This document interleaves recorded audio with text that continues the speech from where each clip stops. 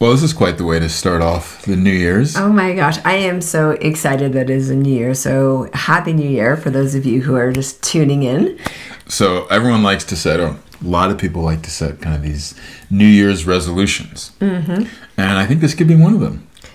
Genital adoration. There you go. Loving what you got. Precisely. Developing. Loving what you got over here and loving what you got over here.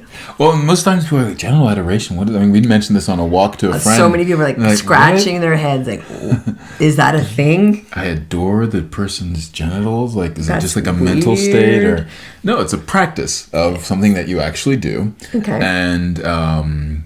And this is something that can really help to redefine or reframe your relationship, one towards your own genitals, mm-hmm. but also then towards your partner's genitals and vice versa. Mm-hmm.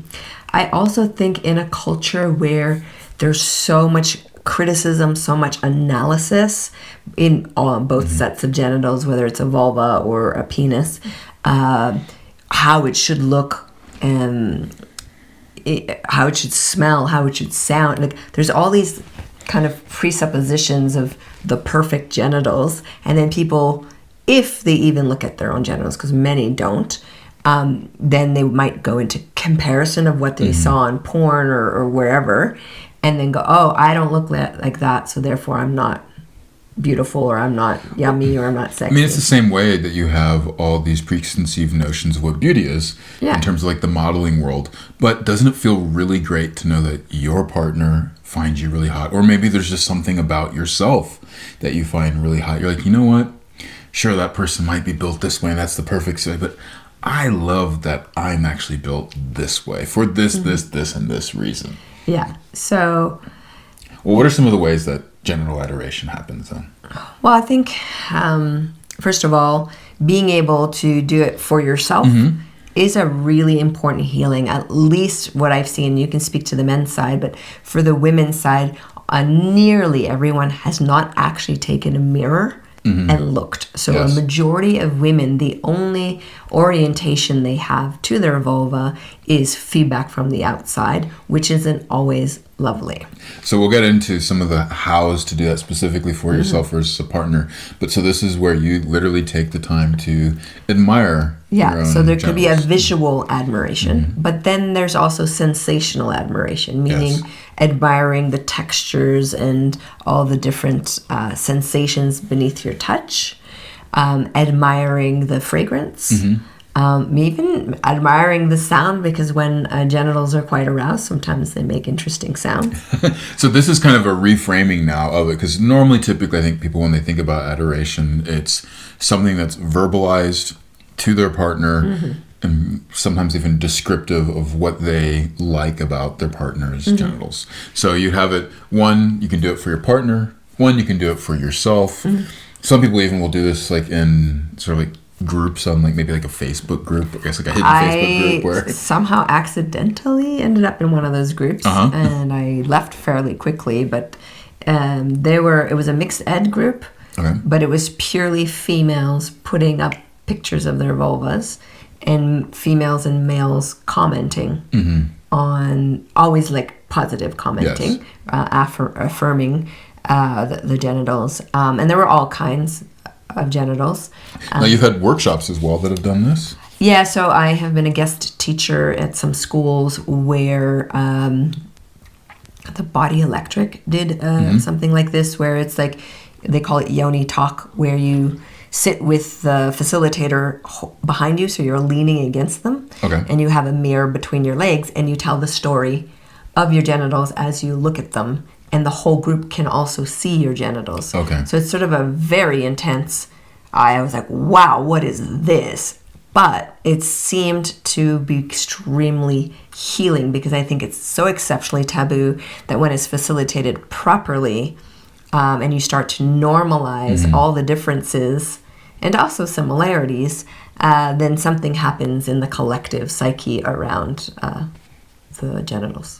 Well, we'll get a little bit into the why someone would do that in just a moment. But before we do that, you'd mentioned another scenario that I wouldn't typically think of as like genital adoration. In fact, normally you'd be like, oh, this is a taboo. And that's when you go to like a health practitioner mm-hmm. and Where it would be a taboo is if they're all of a sudden now like being super lusty on you and being like, oh wow, that's a really hot cock you have there, a really hot pussy, you know, versus being able to be like, this is a very healthy.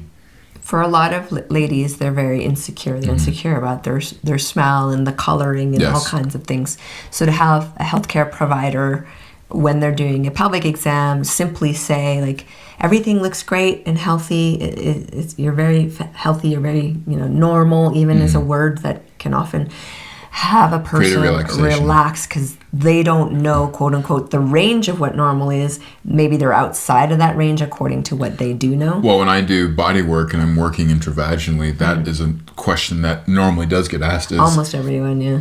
Am I normal? Like, how does this look compared to everybody else? Also, in situations that I found myself in with new lovers, almost like the first time with a new lover, males, almost all of them will ask, do you like it? Yeah. I haven't experienced it yet. It's just the visual. Like, yes. When they expose themselves, they'll say like, do you like it? And I find that so intriguing because I don't know a single female who opens her legs and goes, do you like it? Like that's a really like high level female confidence that I am not, in the circles of women that I've been in and facilitated, that particular attitude is not predominant. I'll get it kind of with women that are like, they have had either partners in the past, boys tell them how beautiful their pussy is, or they feel that theirs is kind of one of the ones that culture has normally said is this way.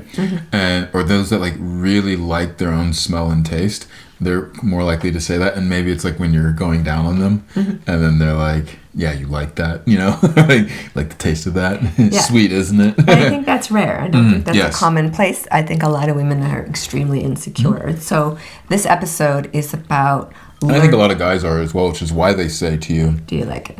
Do you like it? Yeah. And I never, no matter what the situation was, would say anything other than yes. Because it didn't feel appropriate. And I'm like, well, actually, I do like it right now because it's what's in front of me. Maybe not the thing that I would want to take home forever and ever. Hunger's the best cook. And if you're hungry in that moment, then I guess, the dish looks good. So some other difficulties that I think are cultural. The typical challenges people have with genital adoration, yes. Well, in some cultures, genitals are mutilated, and so there's extreme agony attached to the genitals, and they're extremely altered. So in some cultures, everything's removed, and all the external genitalia is removed on the female body. That's a very extreme case, but there are literally millions of women going through that just in North America alone. So never mind other countries. Yes, where they're being told their labia are too large, etc. No, even like just in tradition. The traditional, I think it's more of a Muslim tradition, but there's traditions that actually, also some African traditions where they do that. That's their tradition. The different forms of like... And the women who are... This is not even circumcision. This is more like literally it's like in labiaplasty, but it's just done traditionally without like going to... Yeah, so that's an extreme version. So what a young girl learns is that her genitalia isn't okay as they are. And then they have it. This gets altered to then normally kind of like signal that they're now moved into... adulthood. Yeah, exactly. So that's like really extreme. But I think on a more regular level, there's plenty of shaming that happens. It could be anything like, I know some women who have labia that twirl, like kind of like hibiscus flowers. They come down and they twirl. And when they're engorged, they get really full. But when they're relaxed, they're kind of twirling down. And some of those women came to me and were shamed, saying, that was disgusting and ugly. Because the internal lips or whatever seem too long. Exactly. The shaming can happen from a partner, but also can happen like when you're in the locker room as teenagers, and or even just internally like when you compare yourself even to pictures, for instance, because there is a typical type of vagina that's portrayed in porn. Though nowadays, if you look at some of these recommendations to when they should do labiaplasty, it's so extreme that even a lot of the porn stars are protesting. labia would be like Yeah, exactly. considered too large. Exactly. So, and then also with guys, also in the locker room, you see what you see, but sometimes people are growers, not showers. Yeah. And so when you're relaxed, it doesn't always depict what. And some people sprout at different times of their life too. Exactly. So, and also, I think this is where men can have insecurities around having multiple partners, is not wanting their genitals to be compared to any past lovers. So there's this, not all men, but there is a movement of men who want virgins and only virgins. And I have a sense that some of it has to do with they don't want to be compared to anybody. It could be they don't want to be compared to anybody. Sometimes people really feel that they need to be compared again, so that way then they can know where they are sort of in the ranking, or which partners of the past that they need to keep their partner away from versus ones that they don't. And then in our Western culture, we have a strong objectification of the genitals, where sometimes you just want to have a body and not think about your genitals as a sexual object.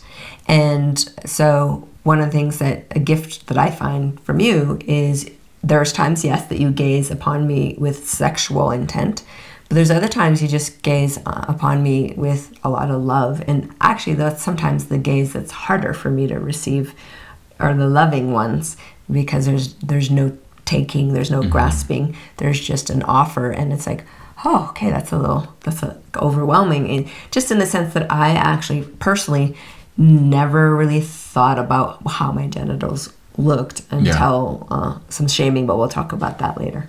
So the difficulties in general are like shaming, comparison, and objectification, and then also harm, too, if there's been some functionality, like physical pain, typically then will mean that there's some emotional pain there. Some emotional pain there can also manifest in as a physical pain. All right.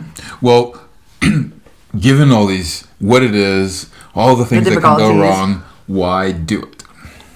And I think I'll start us off on this one.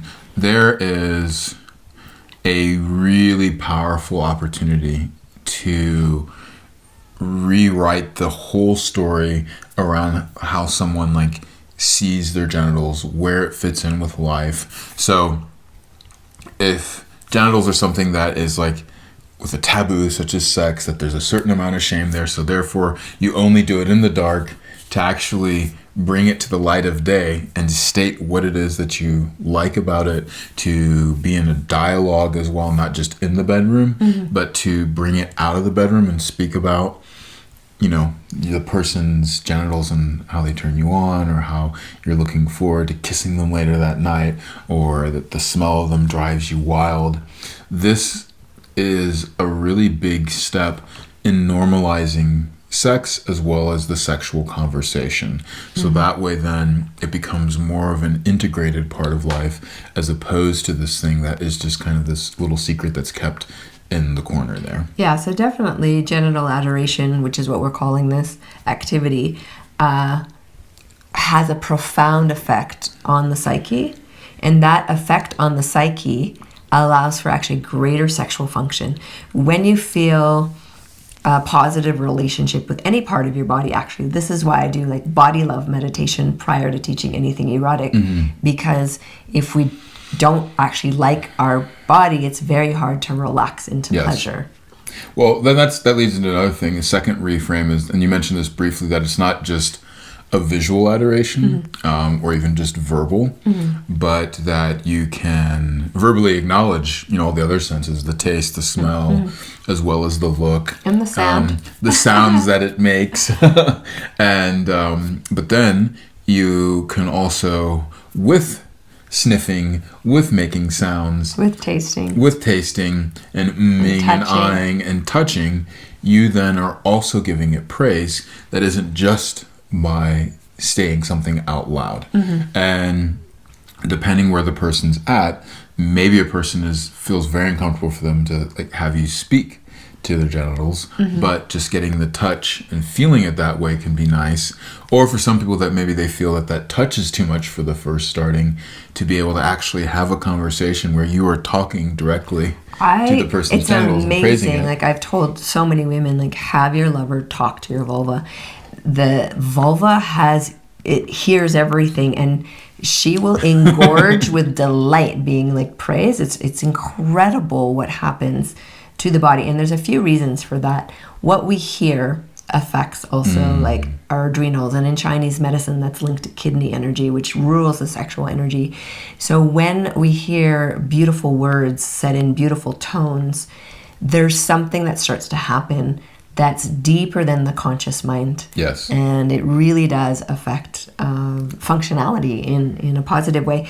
I'm not going to tell the whole explicit story, but just a quick story of, it was really powerful for me when a lover placed their cheek over my vulva and just rested there. No one had ever done that to me up until then. And there was something so intimate and gentle and sweet about it that it gave me a whole new frame to operate from. Well, and I think this goes into the piece on most people praise, the thought of praising genitals like, oh, when it's in its most glorious, whatever that is defined to be. So that could be as a woman is like super swollen and wet, or for a guy, that it's like extra hard and stiff or whatever. But the ability to have this part of your body loved on when it's just in a relaxed state. So you're not giving anything, you're not receiving anything, you're not taking, you're not allowing, like there's no exchange, you're just being with it. And that is enough. I think that's why when the person laid their cheek on your genitals, that then it just felt so warm and inviting and loved on. And I know for myself, when I'm not erect, I had the same experience of a partner just sitting there and looking, and then like holding it to their face and just resting there.